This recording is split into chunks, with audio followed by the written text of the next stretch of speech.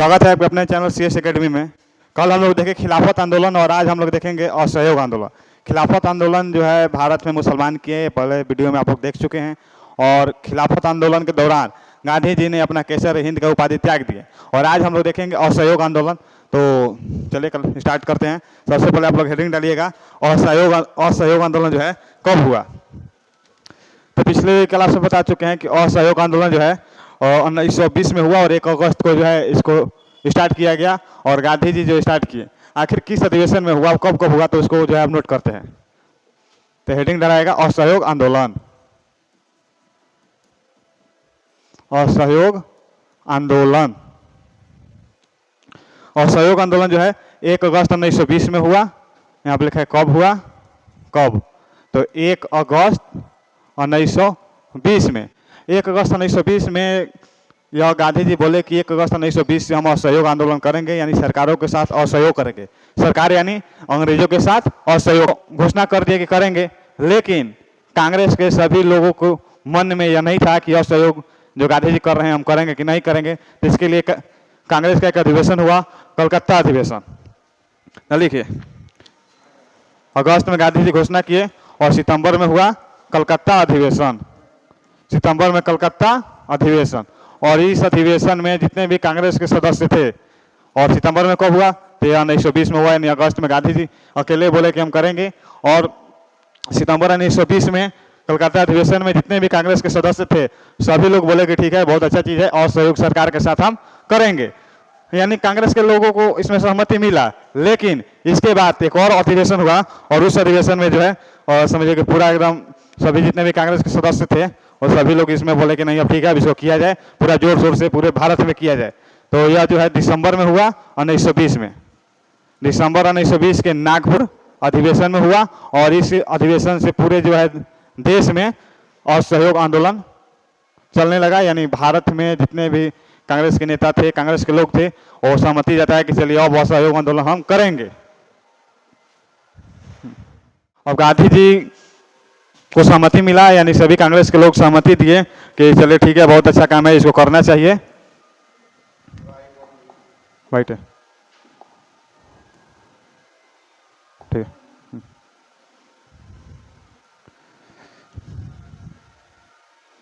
ठीक है।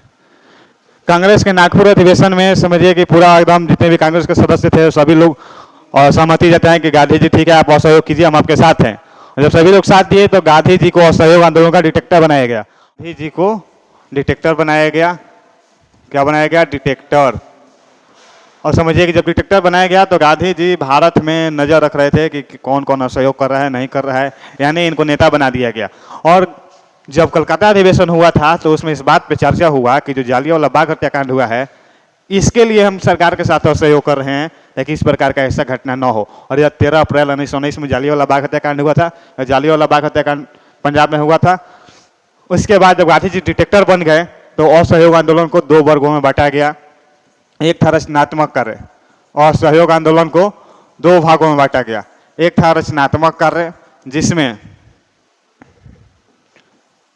1 करोड़ स्वयं सेवकों का भर्ती करना था, रचनात्मक कार्य।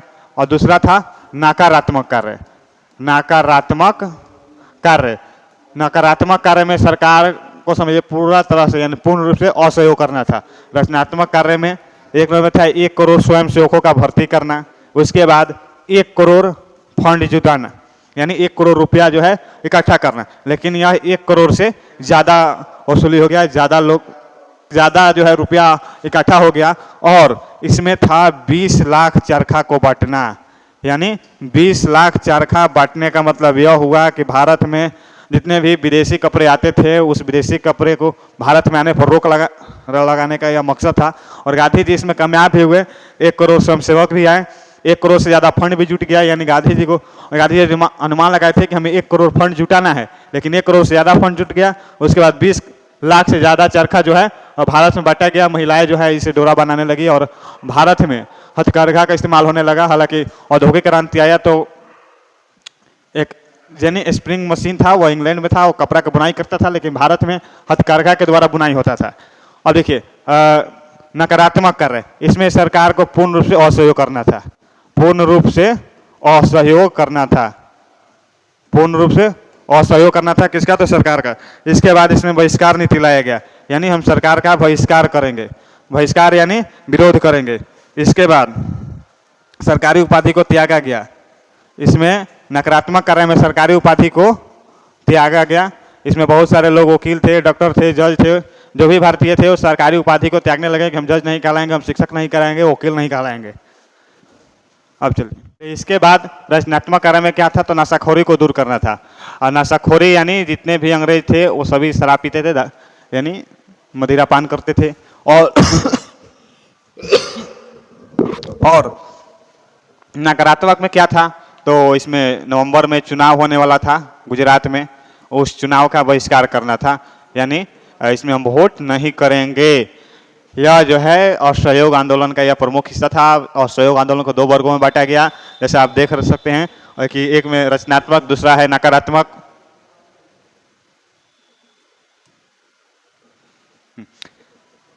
एक है रचनात्मक, दूसरा है नकारात्मक। और नकारात्मक में पूर्ण रूप से असहयोग करना था, बहिष्कार करना था, सरकारी उपाधि त्यागना था। चुनाव होने वाला था नवंबर में, उसको जो है बहिष्कार करना था कि हम चुनाव में आपका सहयोग नहीं करेंगे। रचनात्मक कार्य, 1 करोड़ फंड जुटाना था, यह भी जुट गया। 1 करोड़ स्वयंसेवकों को जोड़ना था, यह भी लोग जुट गए। 20 करोड़ चरखा बंटना था, यह भी बटा गया। और नशाखोरी को दूर करना था, यानी मदिरा पान को रोकना था। इसमें भी गांधी जी आगे आए, इसमें भी गांधी जी को जो है यह मिला, क्या कहते हैं, इसमें गांधी जी कामयाब हुए। इसके बाद जो है 1921 में इंग्लैंड के प्रिंस युवराज हैं, युवराज, इनका जो है मुंबई में विरोध किया गया। युवराज प्रिंस ऑफ वेल्स, युवराज प्रिंस ऑफ वेल्स, यानी यह जो वहाँ के राजकुमार के लड़के थे और यह भारत में आए, तो भारत के मुंबई में इनका विरोध किया गया। कहाँ पे विरोध किया गया?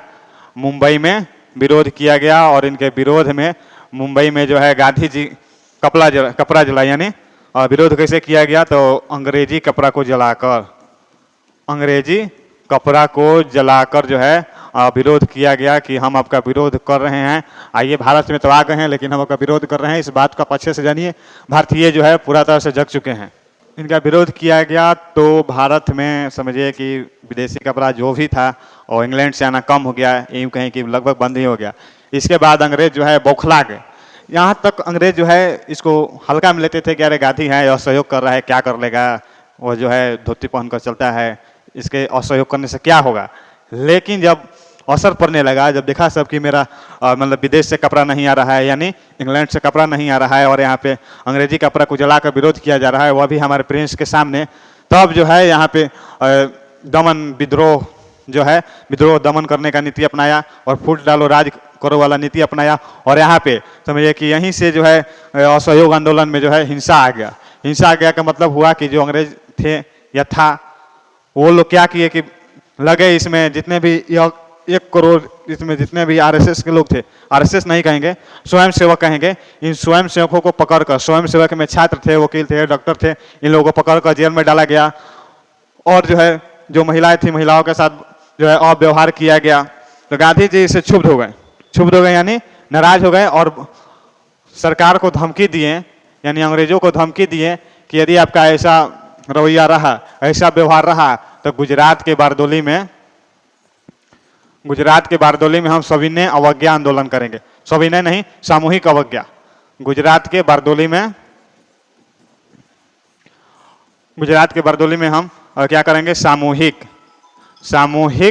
अवज्ञा आंदोलन, सामूहिक अवज्ञा आंदोलन। गांधी जी ये बोले कि कम से कम इससे भी तो जो है ये भारतीय पर जो है अंग्रेज हमला न करे, क्योंकि उनका यह मानना था कि 1919 में जो जालियांवाला बाग हत्याकांड हुआ था उसी के विरोध में कर रहे हैं, तो दोबारा ऐसा सरकार न करे। लेकिन सरकार जो है फिर उसी तरह का घटना दोहराई, इसमें बहुत सारे लोग मारे गए। इसके बाद जो है जैसे गांधी जी यह बोले कि हम सामूहिक अवज्ञा आंदोलन करेंगे, वैसे ही उत्तर प्रदेश में जो है चौरी चौरा कांड हो गया। यह चौरी चौरा कांड वर्तमान में उत्तर प्रदेश में है, और यह चौरी चौरा वर्तमान के उत्तर प्रदेश में है, और इसमें लगभग 22 पुलिसकर्मियों को जो है जिंदा जला दिया गया। यानी जिंदा जलाने का मतलब यह नहीं हुआ कि उसको जान से मारने का प्रयास किया गया।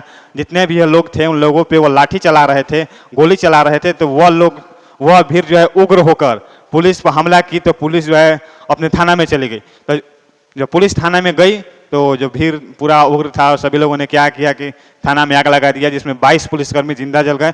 यह घटना 5 फरवरी का है।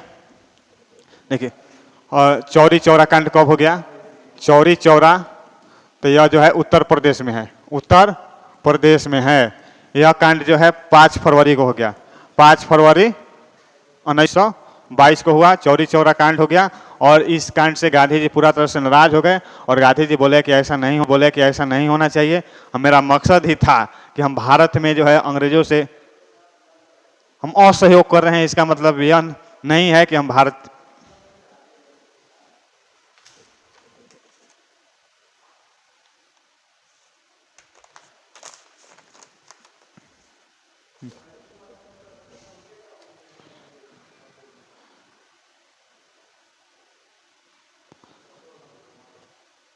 देखिए 5 फरवरी 1922 को जो है चौरी चौरा कांड हो गया, यानी 22 पुलिसकर्मियों को जिंदा जला दिया गया। तो इससे गांधी जी और क्षुब्ध हो गए और तुरंत तत्कालीन जो है 11 फरवरी को घोषणा कर दिए कि हम यह आंदोलन बंद कर रहे हैं। 11 फरवरी 1922 को हम बंद कर रहे हैं और सहयोग आंदोलन जो है हम बंद कर रहे हैं, क्योंकि इसमें जो है अहिंसा प्रवेश कर गया है और जो है हम अहिंसा के पुजारी नहीं है, यानी हम अहिंसावादी हैं। इसके बाद 12 अप्रैल 1922 को जो है गांधी जी घोषणा कर दिए कि पूर्ण रूप से हम असहयोग आंदोलन को वापस ले रहे हैं। तो लिखिए 12 फरवरी को और 12 फरवरी 1922 को जो है गांधी जी वापस ले लिए। इससे सभी लोग नाराज हुए, जितने भी कांग्रेस के लोग थे, जितने भी भारत के लोग थे, कि गांधी जी को ऐसा नहीं करना चाहिए, क्योंकि इसमें पूरे भारतीय जो है पहली बार इसमें पूर्ण रूप से सहयोग कर रहे थे कि आप जो है अंग्रेजों के साथ असहयोग कीजिए, हम सभी लोग आपके साथ हैं।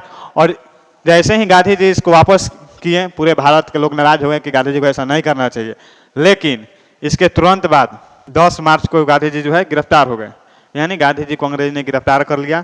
तो वापस हो गया असहयोग आंदोलन, असहयोग आंदोलन जो है बंद हो गया। इसके बाद जो है गांधी जी 5 मार्च को गिरफ्तार हो गए। 1922 को गांधी जी जो है गिरफ्तार हो गए और गिरफ्तार होने के बाद 6 साल बाद जेल से आए। और बाकी जितने भी हम वीडियो पहले बना चुके हैं भारत में राष्ट्रवाद, इसको देखिए और चैनल को लाइक शेयर और सब्सक्राइब जरूर करें। धन्यवाद।